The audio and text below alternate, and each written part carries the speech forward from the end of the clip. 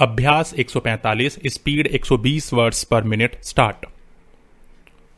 उपसभापति जी पिछले 1-1.5 वर्ष से अंतरराष्ट्रीय स्थिति दिन प्रतिदिन बिगड़ती जा रही है। ताकत का मद और भूत सिर पर चढ़कर बोलने लगा है। बड़ी ताकतों की नीति हो गई है कि लड़ाई अपनी जमीन पर नहीं बल्कि विकासशील देशों की जमीन पर लड़नी चाहिए। गरीब देश शतरंज के खेल के प्यादे हो रहे हैं। इस शीत युद्ध के काले बादल हमारे एशियाई क्षेत्र में आ गए हैं। वास्तविकता यह है कि इस क्षेत्र में तनाव विशेष रूप से बढ़ गया है। अमेरिका ऐसा समझता है कि रूस को चारों तरफ से घेर लेना चाहिए।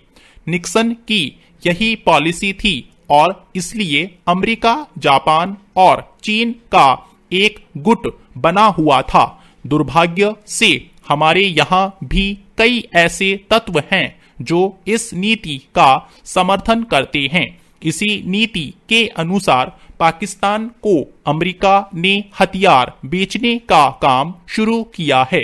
आज वस्तुतः स्थिति यह है कि पाकिस्तान की फौजी सरकार को वहां की जनता का समर्थन प्राप्त नहीं है। लेकिन हमें यह साफ कर देना चाहिए कि कोई भी देश यदि यह समझता हो कि वह पाकिस्तान को हथियार देकर इस लायक कर देगा कि वह रूस से लड़ने के लिए समर्थ हो जाएगा तो वह भ्रम में है। पैरा मान्यवर, बुनियादी चीज यह है कि पाकिस्तान को केवल हथियार दे देने से पाकिस्तान ताकतवर नहीं हो जाएगा और मुझे भी शंका है कि कहीं ये हथियार पाकिस्तान के लोगों के खिलाफ ही प्रयोग न हो, जहां की जनता प्रजातांत्रिक आंदोलन चला रही है।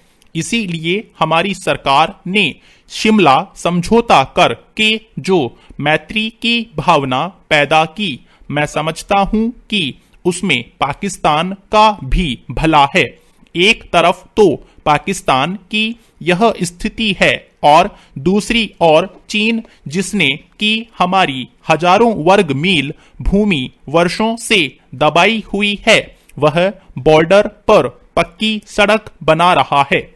चीन भी पाकिस्तान को हथियार सप्लाई कर रहा है। इसलिए चीन से जो भी हमारी सरकार बात करे उसमें सोच समझकर इस चीज को ध्यान में रखकर बात करनी चाहिए। पैरा मान्यवर, बड़ी ताकतों को तो हथियारों की लड़ाई से फायदा होता है। उनके हथियार बिकते हैं और उनका प्रोडक्शन बढ़ता है। लेकिन जो विकासशील देश हैं, उनका जो पैसा विकास के कामों में लगना चाहिए वह हथियार खरीदने में चला जाता है। उससे हमारी इकोनॉमी खराब होती है। इसलिए हमें बराबर शांति के प्रयासों में अपनी भूमिका निभानी चाहिए।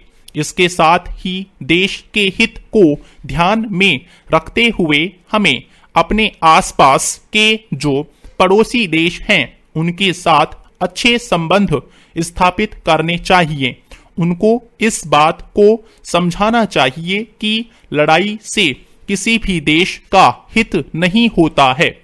शांति प्रयासों से ही हम अपने देश का विकास कर सकते हैं। पैरा मान्यवर, शांति प्रयासों के साथ साथ हमें अपनी सुरक्षा व्यवस्था को भी मजबूत करना चाहिए। हमको अपनी मारक शक्ति को भी बढ़ाना चाहिए। जिन देशों ने हमारा साथ दिया है, जो हमारे मित्र रहे हैं, हम उनके आभारी हैं और उनकी जो मित्रता है उसको हमें और भी बढ़ाना चाहिए। इसके साथ ही साथ मैं यह भी निवेदन करना चाहता हूं कि हमको केवल बाहरी सहायता पर ही निर्भर नहीं रहना चाहिए, बल्कि आवश्यकता इस बात की है कि विकासशील देशों में नई तकनीकें आए। जो भी प्रगति तकनीकी क्षेत्रों में हुई है उनका पूरा लाभ गरीब देशों को मिलना चाहिए। इसके लिए विश्व बैंक से आर्थिक सहायता प्राप्त करने के लिए सभी संभव उपाय करने के लिए भारत सरकार पहल करे। स्टॉप।